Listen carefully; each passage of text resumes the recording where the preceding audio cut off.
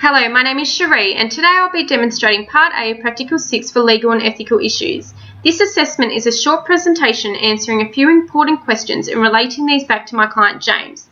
Now, I'll be answering these questions from not only my perspective, but also the perspective of a counsellor who is a devout Christian and believes homosexuality is wrong.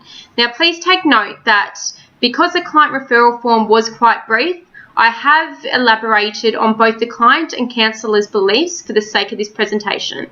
So let's get started. My individual differences to James are our biological sex. He is male and I am female. Our sexual orientation. He is gay and I am heterosexual.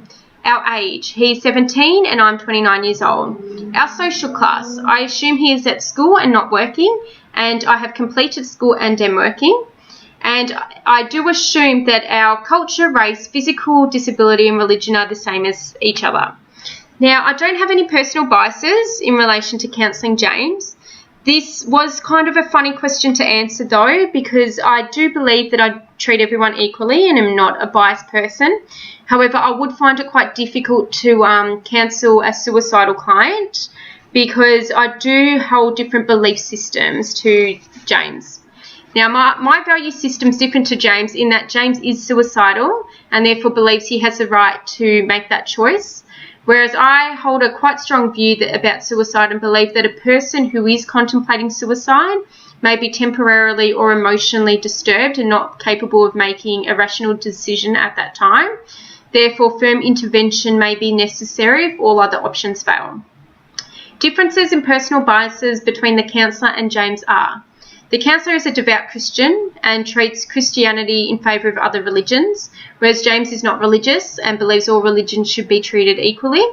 The counsellor believes homosexuality is wrong and treats homosexuals different to heterosexuals, whereas James is homosexual and treats everyone the same regardless of their sexual orientation.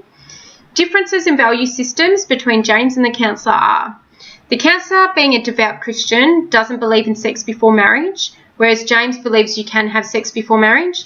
The counsellor believes suicide is sinful and that everyone is responsible for their own personal actions, whereas James believes everyone has a right to make their own decision, even if it means ending one's life.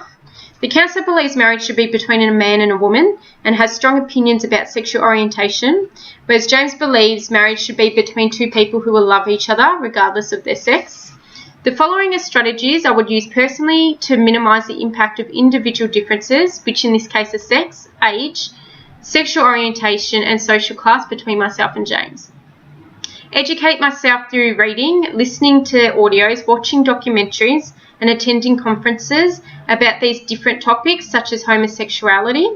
I believe learning through educating ourselves and self-development is a consistent process that never stops, that all counsellors should strive for and is the most important process. Another strategy is knowing my own limitations and referring James if appropriate. Now, the following are strategies I would personally use to minimise the impact of the differences in value systems, in this case suicide, between myself and James. Dealing with my feelings by experiencing them and discussing in depth with my supervisor and or training group my attitudes and beliefs regarding suicide and learn what my supervisor's expectations are. Educating myself about the policies of the agency I'm working for in regards to suicide. Developing my counselling skills through using and practicing micro skills. Focusing on James' ambivalence rather than trying to convince him that suicide is not the best option. Exploring James's options with him where he's free to explore the I want to die part of himself, rather than me trying to deflect him away from fully experiencing his negative thoughts. Dealing with his depression and anger. If I can help him to verbalise his anger and direct it away from himself, his suicidal thoughts might moderate. Look for what triggers James's suicidal thoughts. If he wants to punish someone, there may be better ways of achieving this than punishing himself.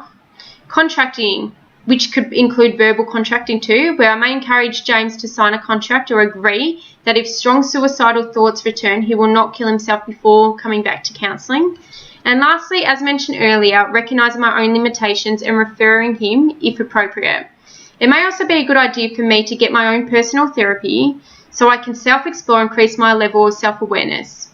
All of the above strategies I've briefly discussed also apply to the counsellor and can be used to minimise the impact of individual differences between herself and James.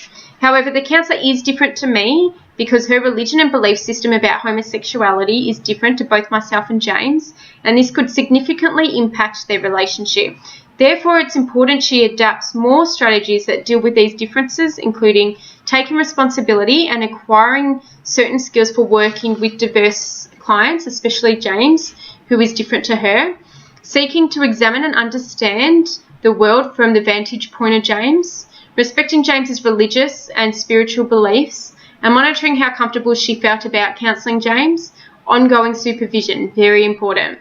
Now, if the counsellor used all these strategies and still felt she was unable to effectively counsel James because of her strong views, then it's very important she acknowledges this and refers James to someone who can help him. Now, that is all. Thank you.